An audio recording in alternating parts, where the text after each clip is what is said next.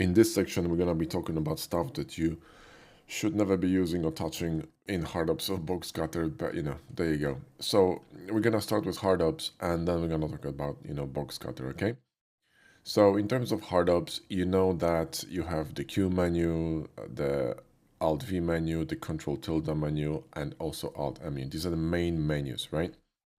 Now Q menu can have different shades of gray. So if you're gonna, for example, press Shift Q, you're gonna get this kind of a simplified / pie menu, kind of like in box cutter, the Control D menu, right?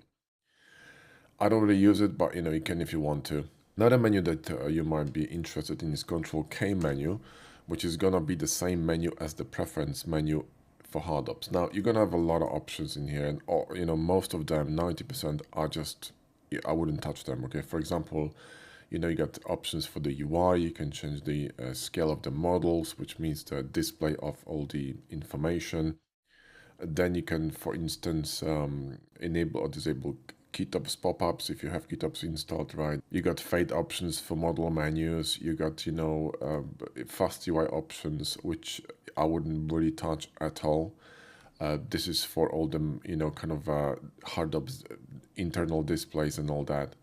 So menus within menus, right? The additional information when you're performing tasks. And these are just, some other options here regarding, for example, like the helper width, the menu size, etc., or the material list count on the Alt M menu, for example, right? I can shrink it down to some, I don't know, 5 or 6 months, whatever, right? So, kind of like a very situational kind of, menus, right? Now, properties, this I wouldn't touch at all because these are set in a way to make your life easy. Like you see here, for example, for bevel, you got all these bevel settings. And by the way, all these, right, can be accessed through the Control tilde menu because this is under Control tilde here. When you go to bevel operators, you can set all these as well.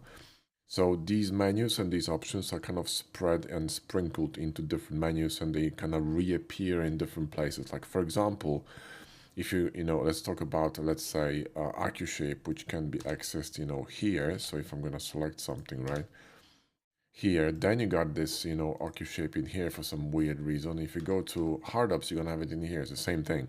I don't know why it's in 3 places or 4 places, but I know it is, right? So I'm just saying some of the stuff is completely redundant. So going back to Control K menu, then you have colors. I mean, this could be fun to play with if you want to change colors of cutters, the display, etc. But again, I wouldn't really bother with this, I don't know. This is just info. Then you have key maps. I would not touch this at all.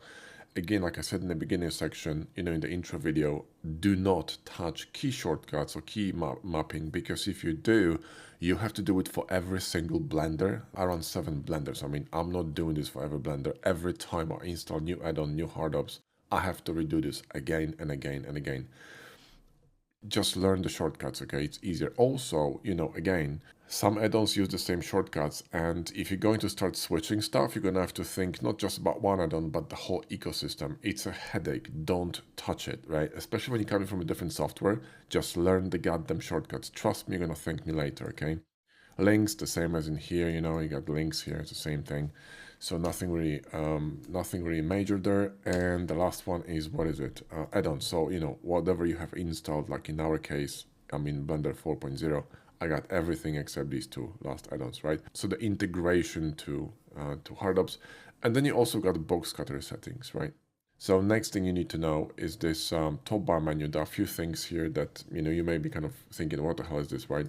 So for example, here, display for the dot size and detection and all this. This is regarding the smart modifiers. So when you, for example, add a bevel and you switch to box cutter, you can't really use dots with control. But if you go back to HardOPS, you can, because all these modifiers added by HardOPS are smart modifiers, right? So you can adjust them. If I'm going to add the array here, for example, I can adjust it with control. Now, if you're going to change these settings, they're going to affect these dots, right? So if I'm, for example, going to type here 30, this dot's going to be enormous. You know what I mean? So that's what these are for, okay? And the behavior, these are actually similar to these because, they're the same options in here. If you look at this, display gizmo hard with control, display dots hard with control. So, for example, if you let's say you're gonna disable this one, right? Display dots on control. So you see you're gonna disable the same menu. You can't really see the dots. Why would you do that? I mean, if you're adding a smart modifier, you want to see the dots because you want to be able to, adjust stuff using just the dots. That's the whole point of the dots, right? So you don't have to go to Q menu and, go to bevel, right? It's quicker. So, that's that. So that's what these options are for, okay? And there are some other options here, like for example, what was it? Bool shapes, for example, right? Like if you go to cube and shift D this and shift click and Q and difference, if you disable this, right, and you go into shift to this to hide the cutter, if you press control, you can't see anything, but if you enable it, right, you can actually see the shape. It's going to display it, you see. The same with the name. You could disable it or enable it, it's all in here or in here, okay? Again, I wouldn't touch it because the way it's set up, it's perfect, okay? Just don't fiddle with stuff that works, do you know what I mean? Other things are a bit redundant, like for example, modifiers here. I mean, the same modifiers are literally in here, so what's the point? And there was one more option here I disabled, which was, where is it? This one, display miscellaneous row. This one is completely redundant because all it does is just enables gizmo, which you can do with Alt X, or simply allows you to enter the align view, which I never use in object view anyway, or very, very rarely. So, for me, like, I don't really need it. But again, it doesn't really bother me there because I'm very rarely in this menu, so who cares, But you can disable, enable other things, like for example, you can disable the whole modifier row, or for example, smart shape, or if you don't use them. So, cleans up the UI on the top, right? But that's all you need to know from this, right? Then if you're gonna go here, there are a few things we didn't talk about, but they're not really that important. For example, this model, I assume it's hardening or whatever it is. The names are weird, but what it does basically, if for example you have, you're gonna click on shift click on sharpen to adjust auto smooth, and you see this model menu on the bottom. That's the model menu here, okay? And you move it left and right. And by the way, I'll show you in a minute how to change the color. You're going to be increasing the values to the left and decreasing them to the right. If you switch this, it's gonna flip, yeah? So you're gonna be decreasing to the left, right? And increasing to the right. That's all it does, okay?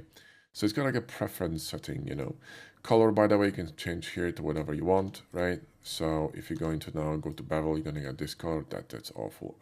Let's not do that. The bluish one was actually all right, right? So you know what I mean. That's actually kind of dead bluish. Let me just see this. Let's make it a bit more vibrant. That's better, right? Then you got the scale. You can only set it from 0.25 to 1. So if you want to change the model helper scale, if you wanted to, then these, I wouldn't really not touch them at all, okay? I don't even remember what's model wrap. I'm guessing it's the frame of the model modifier, but whatever.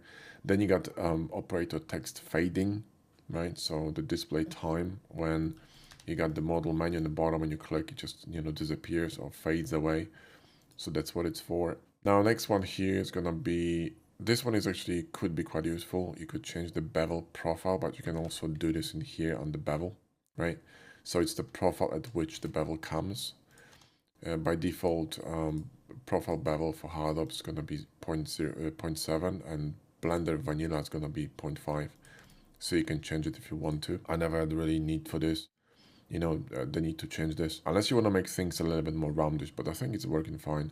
Then array type, don't touch this. This is for, I think, 3D mouse. So if you're not using 3D mouse, don't touch it. This one here, if you change from classic to additive, if you, let's say, scroll modifier a boolean and you reveal it, and then you're gonna scroll more, so let's go here and ever scroll, you see it will not hide the other modifier, the other cutter, right? This one, if you're gonna switch to classic, it will, and I think it's better. So if I start scrolling, the other gonna get hidden. Do you see what I mean?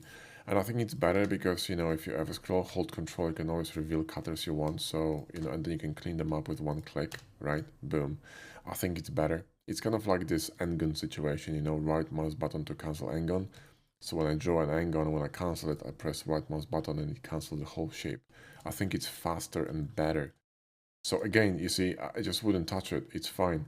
Then to cam view, I mean, I don't really use this shit, but basically, when you add a camera here, it's gonna be from view, right? And if you switch it to, where is it? To frontal, Well, frontal axis is on the left-hand side. So if you go here, look, if I switch to front, boom, that's the front, right? So it's front, sides, back. So if I'm gonna switch it to frontal, it's gonna add it in here, right?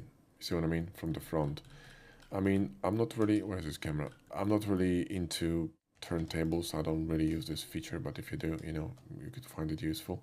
Two shape, I wouldn't touch it. That's a classic behavior. I just keep it on the 1.5. It's a new one. So, you know, probably new coding. Again, some of these options shouldn't even be here, okay? Because they should not be, people should not be allowed to change this, especially when it's gonna cause issues with how HardOPS works. Regular array, the same thing. You don't want to switch it here. It's an older version. You want to keep it on classic, okay? It's gonna work better. And the rest of the stuff, you know, this one is a viewport plus set render. You have it the same thing here. So if you go to Alt V and you hold Shift with LookDef, you're gonna have the same effect. So you bring in the viewport settings to render settings in LookDef.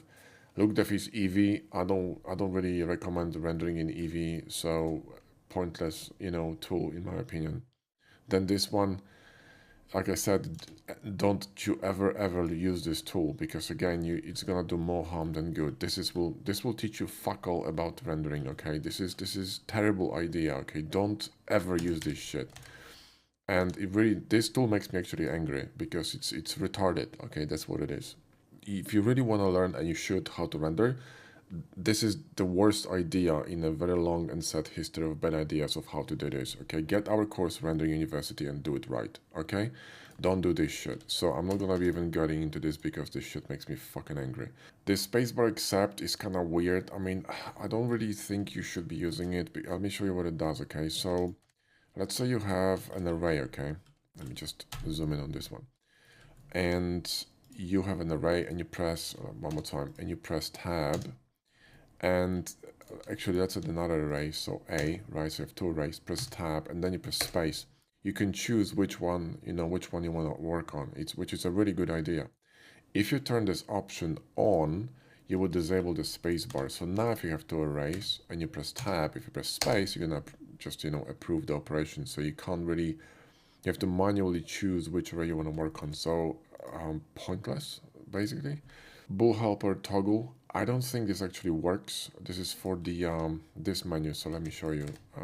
If you go to, let's say you have a bevel and you have a boolean, and you press Shift, Control, and B, you're gonna access this menu. But this one only works properly, because that's an incorrect menu, by the way, if you do not have Bool Tool add-on extension enabled.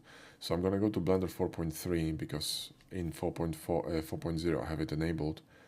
So if I go here and, come on Blender, and I'm going to add a cube, right, and run a bevel, and then run a boolean, and then run weighted normals, I'm gonna press Shift Control B. That's the correct menu, right? That's how it should be displayed. In this menu, you can adjust, you know, bevel settings and boolean settings, but honestly, Control tilde is what I would do, or simply do it in here, especially when you have this extension enabled, you know, modifier tools. So, you know, I mean, you could use it if you wanted to, but for me, kind of pointless, okay? And the last one is actually for sculpting. So I kind of skipped sculpting because sculpting menu doesn't really work in new Blender. So if you go here to, let's just grab a cube and go to Q and go to brush, you see the menu on the bottom is going to be covered, right? And if you go to older version of Blender, that's actually different because that menu on the bottom wasn't a thing. That's a Blender menu, and they simply didn't update the UI for HardOPS. So in this kind of a situation, it's almost unusable right now. So this is why I skipped it. But basically, there's not a menu over there. Someone actually briefly mentioned this. So let me show you again, right? So go here, operations and brush, and see, now you can see the menu, right? And you can choose different things. Now, first of all, I don't know why by default it's scrolled all the way to the bottom and shows you the least important tools, because the most important ones are at the top. Another thing is that only an autistic person is going to remember all these freaking shortcuts, right? And 3, you don't need so many brushes, okay? You need maybe 6 or 7 tops for sculpting. You need a clay brush, you need a pull brush, you need a flatten brush, you need a smooth brush, you need a crease brush, and you can also change crease to pinch, I believe, or it's just a separate brush. But you know, seven, maybe six, seven brushes, right? That's it. You can sculpt everything with these brushes, right? And I got videos on YouTube that prove it. So you don't really need all this, right? You have all the brushes in here, so why would you need that? But when you're in sculpting mode, you can actually press Q and you're gonna have a sculpting Q menu, which is another state of Q menu, right? And you can use some of the options that are useful for sculpting, like for example, you know, enable Dynatopo, or you know, collapse subdivision. You can add some more detail to your mesh. You have all these options accessible here, like for example, the mirror, right? So if you go here, you have a mirror. Here, right, symmetrize, mirror, etc. All these options, but some of them are quite useful. Like for example, you know, you can voxelize mesh from here, so you can press, you know, voxelize, and it's gonna voxelize your mesh, so you can start sculpting, which is pretty cool. But you can also add a primitive, and you see that's where this option comes in. So when you're going to check this option on, right, so add primitive new object, your primitive is gonna be added as a new object to your sculpting scene. Otherwise, it's going to become a part of this mesh, so you can start integrating it together. But if you're going to click on this option, right, and boom, and you're going to add a primitive, this is going to be now a separate object. You see, you can't sculpt both of them at the same time. Do you see what I mean?